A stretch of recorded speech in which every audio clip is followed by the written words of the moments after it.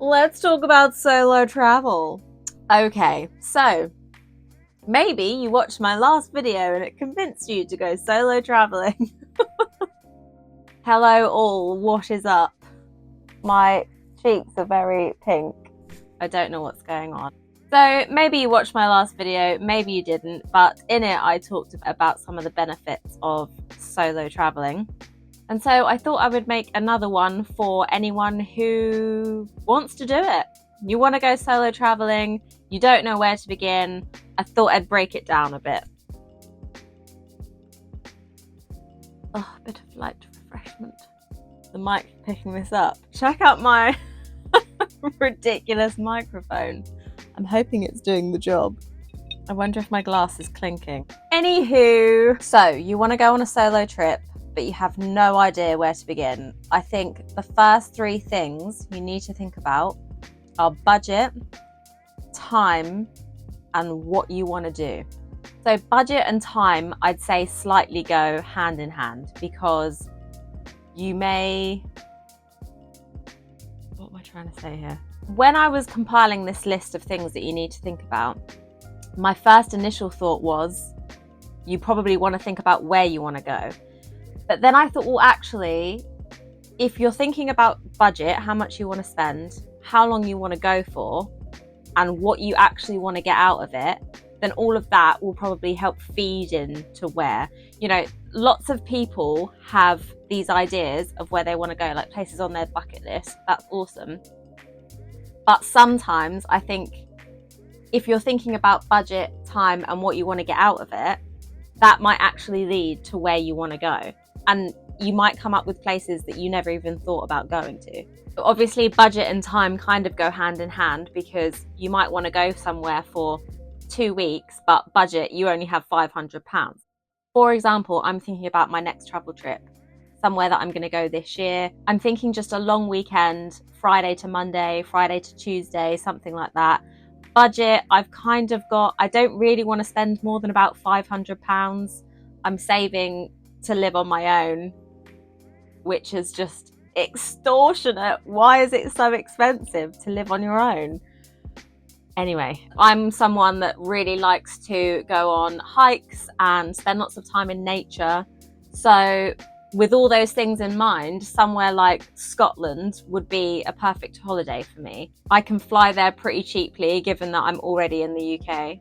It's going to be quite a short flight time, so 4 to 5 days seems pretty reasonable. And given that I love the outdoors and I love nature, Scotland just seems like the right choice. This is the thing about solo traveling, is that you don't have to go halfway across the world on your first trip for it to be literally life-changing. You don't even have to fly anywhere. You can just go somewhere that's relatively far away on the train. If you're nervous about solo traveling, you can start off closer to home and build your way up. You don't have to go and spend 4 weeks in Canada to have a great time. I mean, Canada does look incredible. I really do want to go there, but you know. Google really is your best friend when it comes to researching places and researching what your budget might want to be for 5 days in this place or 2 weeks in this place. Also, when you're thinking about your budget, you want to think about what time of the year you're going, because that's going to affect a lot of things.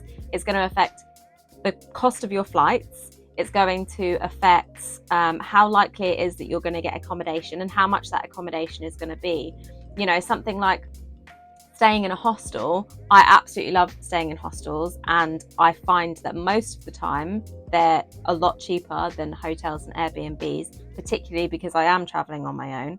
But I also find that if I'm going at a popular time of the year, like when I went to Ireland in the summer, I went to book things in advance, and I think I went to book my hostels like 4 months in advance, and I was lucky to get some of the beds that I did there, because they were sometimes the last in the room. Also, something like availability of activities. You know, if you're going to go somewhere, this is another thing. You can go solo traveling, but then you can book on loads of different like excursions and activities where lots of other people who are also solo traveling are going to be going on those types of things.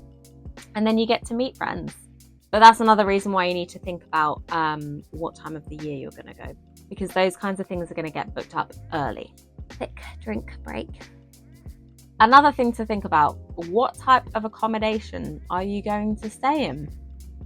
So I really love hostels, as I said before. It's a great way to meet people. It's generally cheaper. I think there are a lot of people that find the idea of staying in a hostel. So a hostel, if you don't know, it's basically like a hotel, but not.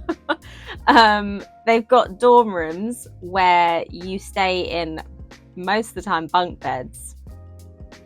Anywhere from 4 in a room to, I think when I stayed in Bangkok, I stayed in a room that had 24 bunk beds, 24 beds. And yeah, you all stay in that room together. Most of the time you can stay in, most of the time there will be an option to stay in a female-owned dorm if you're a female and you want to do that. Yeah, I probably will do a separate video on hostels, because there's a lot to talk about.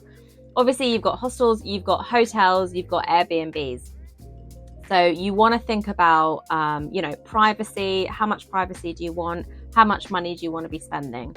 So that's kind of the fun stuff, the stuff that you get to, I don't know about anyone else, but I love doing research into places. If I'm going on a travel trip, when I decided last year that I was going to go to Ireland, it takes a while. It does take a while, because everyone's process is different, right? I really like to Google the places, Google the most beautiful places in Ireland or whatever.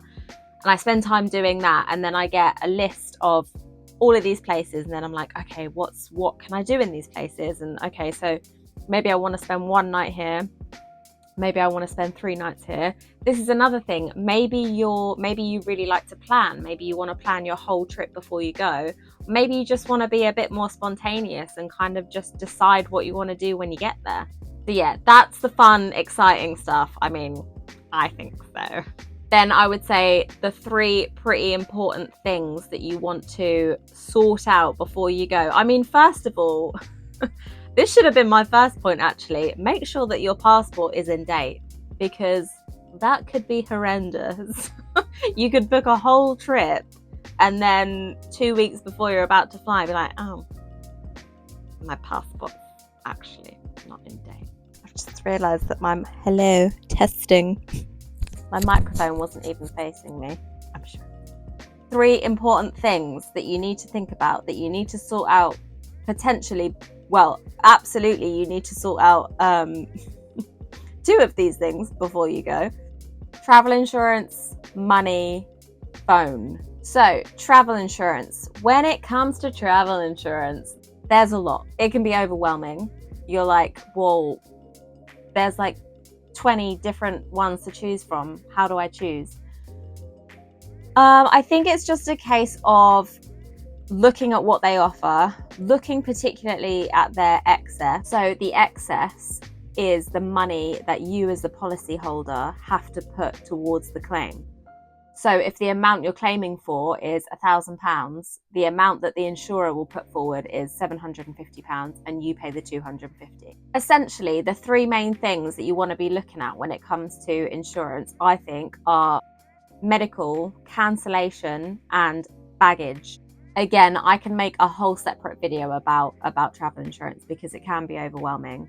But please make sure that you travel with it. I just think it's always better to have it than not. Like medical, usually a good insurance policy will cover like £2 million in medical, which I think is pretty necessary. The second thing is money. So you could just take a massive wad of cash with you. I wouldn't particularly recommend that.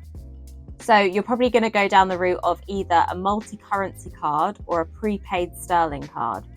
So a multi-currency card, an example of that is like the post office. The post office do a multi-currency card where you load the money on the card before you go. So when I went to Ireland, I went to the post office, I had the cash, I think it was like £750, something like that, and I loaded it onto the card. A good thing about this card is that you can load multiple currencies on it. I think with the post office one, you can load like 25 different currencies onto it. So obviously that's really helpful if you're going to be visiting, like say you're going on a trip around Europe, or you're going to multiple different countries. That's going to be quite a good card for you. Also, it's quite good if you're working towards a budget, because you put on the amount before you go and you know that you need to work within that budget whilst you're away. So a multi-currency card, it's just like a debit card where you can use contactless. One negative with the post office card is that if you want to make cash withdrawals, you get charged. Another good thing to mention with the post office card is that it locks the exchange rate in before you go. So another option is a prepaid sterling card, which is a card that most of the time they'll have an app where you like transfer money from your bank account to that app. And then when you spend it, it will be converted into the local currency within a few days after you've spent it. A downside of a card like that is you can't always guarantee what the exchange rate is going to be when it's converted. So I think the three main options when it comes to your phone is buying an eSIM, roaming with your current provider, or buying a physical SIM when you get there. So I used an eSIM when I went to Ireland. It's actually the first time I've ever used one, and it was so handy and so easy to set up. I don't think it's the cheapest option. Obviously, it depends on what network you're with. When it comes to roaming, maybe it's cheaper to roam with your network. But yeah, the good thing about an eSIM is that you can do it before, you can pay for the package and stuff before you go, so that when you land, you literally just follow a few steps and it's activated. They usually do packages as well, so you'll tell them where you're going and how long you're going for, and they'll show you the different packages that they offer.